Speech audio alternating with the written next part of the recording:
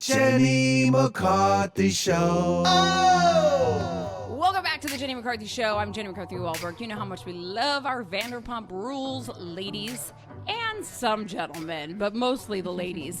Stassi Schroeder is in the building with a new book and a fan club behind her that came in. This doesn't happen for a lot of people, you know, Stassi. Oh, so I should feel special right now. You should. Get a wave to the fan club that came all the way guys. in just to see you. Thank you. She's promoting her new book. I hope you guys pick it up. It's called Next Level Basic, the definitive basic bitch handbook. I love it. I saw so many people tweeting about it saying, I can't wait to get my book. I'm so excited. I mean, being a basic bitch might be, you know, like a slur to some people. How are you making this, you know, part of a desirable cultural kind of a phenomenon? What are you doing? You know what? I don't know, like, where this, like, went wrong, where people were, like, saying that, like, being a basic bitch was a bad thing, because enjoying things that are, like, technically considered basic is, like, fun, and there's no shame in that. So, like, I'm really here to, like, bring the joy back. Like, we don't need to pretend like we're something we're not. I'm not going to pretend like I'm interested in something that I'm not to just, like, sound more intelligent or cooler or different. Like, no, like, I like watching the Kardashians and drinking wine like for hours on end, and there's no shame in that. I love it. What are some more ideas of what basic means for our listeners that go, I don't understand that term? Well, technically, I mean, basic means what is, you know, considered general or popular. It's like, you know, what the masses all like. And so people try and shy away from that because they want to be different. And so that is technically what basic means. But in my book, it's really about, like, owning what you like. And if, you know, you are into something weird that isn't, you know, typically considered basic, like, fine, own that. Like, we're taking just who we are to the next level, and, like, that's next level basic. The way I can describe it, too, for us older folks listening, too, it was when I was in high school. I was like a cheerleader. I had a high school boyfriend that was a football player. Basic. And my sister was goth. And so I couldn't have been more basic. So yes. That's a good way of describing it. Tell me what the OOTD, the outfit of the day, means. Well, that's what it means. But I mean, like, how do you put it out there, like, as the importance of an OOTD? Well, listen, I love fashion and I love clothes and I love getting dressed every day. And so I just started taking, you know, selfie photos in my mirror and just posting OOTD photos. And I decided to start a national holiday with it because I feel like, you know what, like, whenever we, like, get up and get dressed and put in that extra effort, we always feel so great about ourselves. And, like, when we see that our friends, like, liked our photos or commented, like, you look hot or love your outfit, it makes you feel good about yourself. Like, that's, you know, getting a fire emoji is, like, one of the best compliments we can get nowadays. So it is? I'm all into the OOTD. I gotta get hip with that. I mean, I can see it would be helpful for me to take a photo of my outfits only because I forget how I do combinations of the outfits after I bought them off the mannequin. And so I stare in my closet going, I forgot what I'm supposed to imagine. Oh, do you know how many times it's a great tool. So many times I've gone back and been like, what did I wear in filming? Because I don't want to repeat the same outfit while I'm filming. And now I have just, like, this documentation of, like, everything I've worn. So it makes life simpler. It's smart. I think I've worn this sweater for at least 75 interviews this year. I mean, is there anything more basic than a freaking puppy shower? Can we go there for a second? Especially when you've already adopted the dog. That was pretty. Listen, I'm here to champion basic bitches, but I just can't with that. You know, Thank you. I do have some limits. I just know. It was like, you gotta be kidding me. Well, and then she was like, it's just like having a baby. I was like, bitch, you just pissed off a lot of new moms. But also, the whole, like, shower part. I'm like, bridal showers happen before the wedding. Baby showers happen before the baby comes. Like, I understand just, like, being like, I want to throw a party where my dog is at and have it dog themed. Cool. I'm still not going to go, but it was all weird. Exactly. We thought the same thing, and I love that Twitter went crazy. I'm talking to Stassi Schroeder. She's got a new book called Next Level Basic, the definitive basic bitch handbook. I mean, I was in LA for 25 years. You're there for so long. You're a single mom. You start to drink too much, and you're like, this isn't pretty. I got out. How do you handle in LA, and I know you're still young, but how do you handle the amount of egos there? Because everyone's vapid. I don't really leave my bubble. Whenever I have friends come in town, they're like, take me to dinner, take me to all the hot spots. And I'm like, I don't know where any are. I still go to the same bars I've gone to for the last 10 years. I'm still friends with the same people. I stay in my apartment a lot of the time. I don't know, is Nice Guy still cool? Is Catch still cool? No idea. I go there once a year. So that I don't really have to deal with egos. Speaking about going out, I always wondered on Vanderpump when the staff gets into fights and there's customers eating. Mm-hmm. How does that work out? Do you give everyone free meals for having to deal with it, or? Well, listen, I haven't had to work at SIR since season 2, so I don't remember. I think it's your own world. You're too caught up with what's going on in your own drama that you don't care if the fish isn't cooked well enough. Yeah, no. And it's not like we were all, none of us were great servers. So there's that. It was the worst. But you all drove Range Rovers. But that's very LA. I've never seen such great waitresses with good cars in my life. So I want to talk about your man. How are things going? Great. Thank you. I'm really happy for you. Thank you. Everyone is so happy for me. It's so nice. I've never really had this before, ever. Because I've spent 7 years on reality television with really shit boyfriends, but not realizing that they were shit kind of at the time. Right. And now it's everyone is just, it's overwhelming how much love and support I'm getting from people because of my relationship. Honestly, I just joked to Bo, I'm like, you make me so much more likable. This is probably why I got a book deal. Now, Bo better not fuck it up because it's, you know what I mean? He's got a lot of pressure on him. But, people do get to watch your journey. And that's what's so nice about, I think, TV is we get to watch people's growth and how they evolve. And then, unfortunately, you get to see, the mistakes that you made. Yeah. With relationships, I know that we do carry baggage into our current relationships. Yeah. We basically, past project. Mm-hmm. What have you noticed that you are still carrying with you that you have to go, wait a minute, this is Bo, this isn't so-and-so? Oh my God, I have so much baggage, the most amount of baggage. And I warned him about it. So in all fairness, he can't get mad at me when I have a freak out. No, and I'm literally writing a book right now too about it, but amazing. I've had it too. It's you project the shit that's gone wrong into this current relationship. So when you said, what are some of those things that you go, I've got to work on that specifically? Honestly, well, the things that trigger me. Yeah. Well, the things that trigger me are being being left or being lied to and something like that. And Bo suffers from FOMO in a very extreme way. Oh. And I suffer from JOMO, joy of missing out. So I never understand his FOMO thing. And so when he chooses to stay out instead of and hang out with our friends instead of coming back with me, to me it feels like I'm being left or abandoned again, or shady shit used to go on, in the early seasons of Vanderpump Rules, and that's kind of hard to shake. And I think it honestly just takes time. I think it was the first year of our relationship. We were getting to know each other more and more, and so now that it's been so much longer, I feel those things have kind of they've gone away. Helps. It sounds like. And, his mom's a therapist, a sex and relationship therapist. So, he grew up communicating. Nice. So it works out really well. He knows how to, whenever I start, going to, my dark passenger side, he knows how to, talk me off the ledge. Speaking of therapist, why didn't you see a therapist and saw an oracle instead? Well, I personally don't believe in therapy on camera. So there's that. And I do see a therapist in my real life. Okay. And it was entertaining. Her dick candles with wings. I'm sign me up for that shit. Listen, that was the most traumatizing scene I've filmed in the history of Vanderpump Rules. That was so I walked in and I'm like, you've got to fucking be kidding me. But I didn't want to disrespect her, and I didn't want to, waste any of the crew's time, waste anyone's time. So I'm like, you know what? If I'm going to do this, I am going to commit and just fully live in this. And it was so cringy for me to watch back.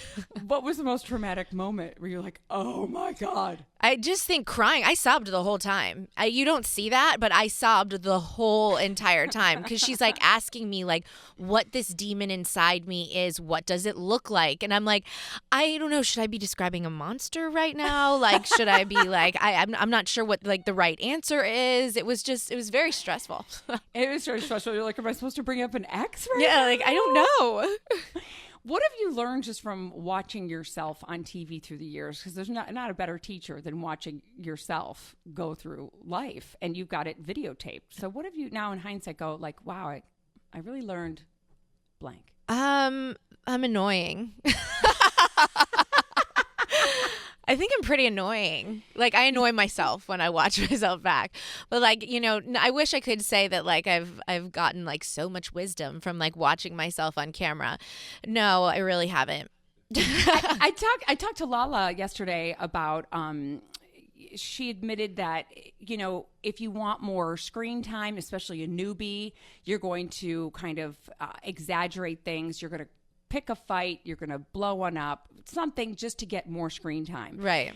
Along the years throughout the series, where can you point out like, okay, that's where I kind of went a little big?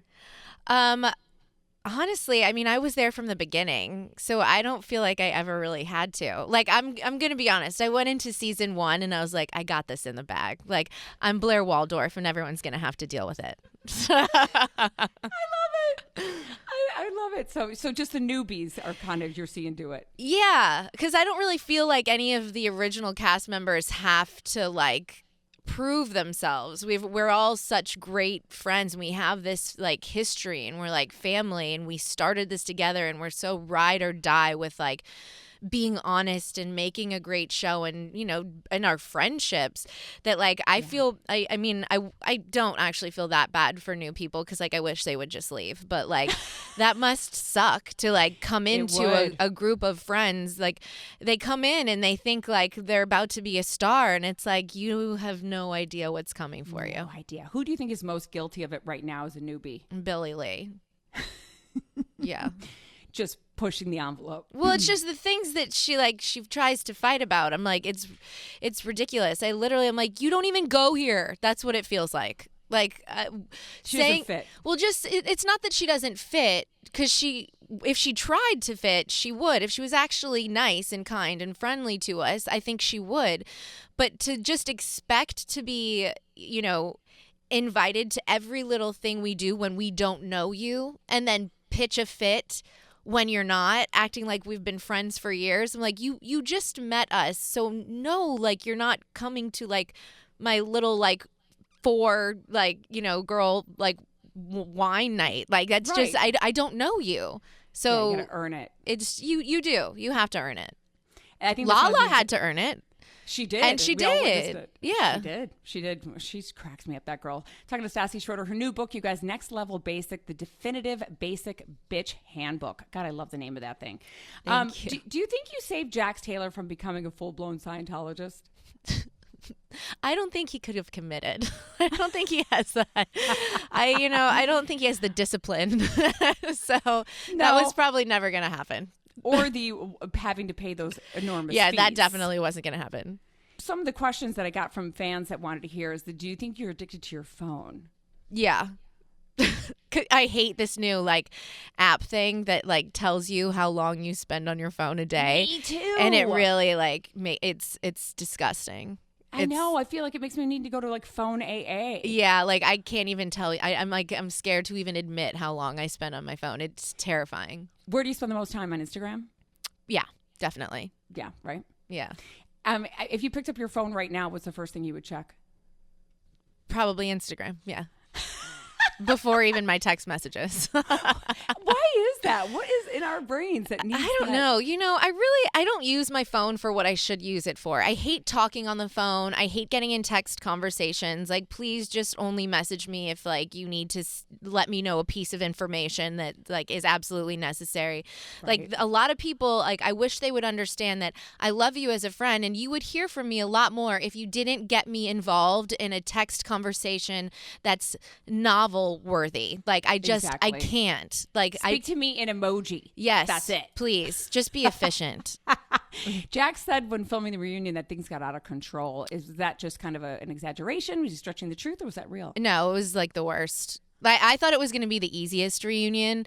I mean, because I'm getting along with everyone right now, but it was just a disaster. James is just such a fucking asshole. You know what I mean? He makes it miserable, and it's impossible to even get through a reunion with him. And it was just so many people stood up and stormed out and acted like they were going to hit each other, and like it was just a mess. But ironically, you guys were soon in Vegas afterwards and all happy-go-lucky, which is amazing that a lot of you guys are able to just sweep it under the carpet. Listen, I'm not with James, but we've done this for 7 years. So you know what to do. Yeah. Who has your phone number blocked and who have you blocked? I blocked my ex-boyfriend. Smart move. I don't know. I don't think the person, whoever has me blocked, would tell me. But see, I don't text a lot, so like I don't see why anyone would block me. Are you blocking anyone from social media? I'm not really big into that. Like because they'll just like get a new troll account. So like, what's the point? It's true. And then it's amazing how Radar Online and other magazines follow who blocks who. That And then it becomes a huge story. How can you tell who blocks who? I don't know. They just figured out. Oh, they could find out who unfollows who. That's who they find That's out. what it is. Okay, yeah. Mm-hmm. Now, I want to get into the show. Sheena seems very desperate for a boyfriend. What the hell? What is she doing wrong? You know, Sheena, I always say this, like, Sheena is like Vanderpump Rules MVP. Her scenes are my favorite scenes. I think she is just so blissfully unaware of, like, how funny her scenes are. Like, she makes me laugh. That's just authentic. I just never want her to be fired because what else would we make fun of? How do you get fired? That's a great question because none of us have been fired yet. I don't know. I guess I think if you're not like being open about what's actually going on in your life, that hurts you. And I know that's hurt a few people who like hide certain parts of their lives because it's not fair to the rest of us when we're all like bleeding out for it, like vagina's out, soul's out, everything's out, you know? Exactly. You got to be your authentic self or otherwise. And we've seen that on the Housewives shows. Yeah. We've seen people do that. I asked Lala if she would ever consider like becoming a housewife. And she said in a second. She would? She said, yeah. She said, because I said, oh my God, if Beverly Hills asked you tomorrow, would you? She said, yes. She goes, but I'm a New York bitch. She 100% would be able to handle New York. Right? Yeah. She's a little too extra for Beverly Hills. Like, they're not as fun. They're not fun enough for Lala. And she needs to go up against Bethany. She needs to go to the Berkshires, 100%. Sleep both in the wanna shark say room. That's right. The fish room. There was a few shows that you were on and it's made the news with Amazing Race. Uh-huh. I know that you were like, oh my God, I'm just mortified about this. I really am. Why? Because I was like a baby. I was 16 on The Amazing Race. Sweet. It's so not sweet. I literally curse my dad's name every time this is brought up because it was his idea to put a semi-gothic pre-chin plant 16-year-old on The Amazing Race. That wasn't fair. But it was so basic, Stassi. It really was. So you got to accept your basic young self. You're obsessed with a lot of things like myself with ghosts are pretty high up there. Mm-hmm. I'm obsessed with them. Have you ever had a ghost encounter? Yeah, actually. I was just talking about this last night. I mean, I don't want to get all like super morbid, but like I was in New York a year ago and I saw someone die on a subway, like on the subway escalator. And I was one of the only people, me and my Taylor Strecker, we were the ones who stayed. People were just passing him by and we were like calling the police. We were doing whatever we could. And then it was obviously traumatizing. So when I went back to my hotel, I was in a suite. So I had the living room lights on, the patio lights on, bathroom lights on, my bedroom lights on. And I went and I sat on my bed and I started crying. And the second that I laid down, every single light in my hotel room went off. Oh. And I was like, that is totally this ghost. And then a couple hours later, my friend came in and was recording me sleeping and there were orbs everywhere. And so like that, to me. Oh, I got the chills. That to me was like, I felt like it was like a thank you. feel like if it was an orb, I would say it's a thank you. was If like it a was like thank you. demon face, I'd be a little scared. Have you ever been in a haunted house or apartment? I tried to, I pretended to be in the market for the Los Feliz murder house. I wrote about this in my book. So I literally like went to like, you know, how to buy a house for dummies and pretended that I was going to buy this like $3 million home like 3 or 4 years ago and toured it because it's literally been my dream house. So yeah. I mean, oh God, it freaks me out too much. I've seen too many ghosts that I would be like, I can't do see, it I've anymore. never seen a real ghost. I Well, really want to. Take 5 hits of ecstasy, and you'll definitely see about 30 of them, like I did. I got to ask you because Game of Thrones, and I know we only have a couple minutes left. Game of Thrones, have you been into it at all? Are you joking? I am Okay, good, ride good, or good. fucking die. Yes. Okay, first of all, who do you think is going to take the throne? Oh, that is such a loaded question. And I've tried to think about it, and I don't think it's going to be Daenerys. I don't think it'll even be like Jon Snow. I think it's going to be someone out of left field. Or maybe it'll just be like the night Watch King. Like, I don't know. I don't know. All I know is that if it's Bran, I'm going to kill myself. I know, me too. He is the worst. And I don't want it to be Lady Greyjoy either. No. Even though I want a chick on the throne to be great, but I don't want that either. Speaking of thrones, let's use Game of Thrones terminology, who would be sitting on the throne out of the cast of Vanderpump? That's it. I mean, I'd like to say myself, but I mean, why wouldn't you? I mean, right? I mean, of course. I'll vote for I am you. an author, so I'm gonna go with myself. All right, tell everyone why they should buy the book. Let's get it lots sold. Because honestly, it's amazing. And if you want to just feel good about yourself and also have a laugh while you're like taking a shit or something, I just feel like you would really, really enjoy it. And who doesn't want to laugh while they're going number 2? You make me laugh. Stassi, thank you so much for coming back. Thank you. I'm really, really happy for you. When I come to LA, I'm going to come sit at your 4-person wine party. Maybe we'll go check out that crazy demon of an oracle lady together. Stassi Schroeder, the book is called Next Level Basic, the definitive basic bitch handbook. Pick it up now. Thank you so much, Stassi. Thank you, Jenny. Much love. Be right back, guys. Jenny McCarthy Show. Oh!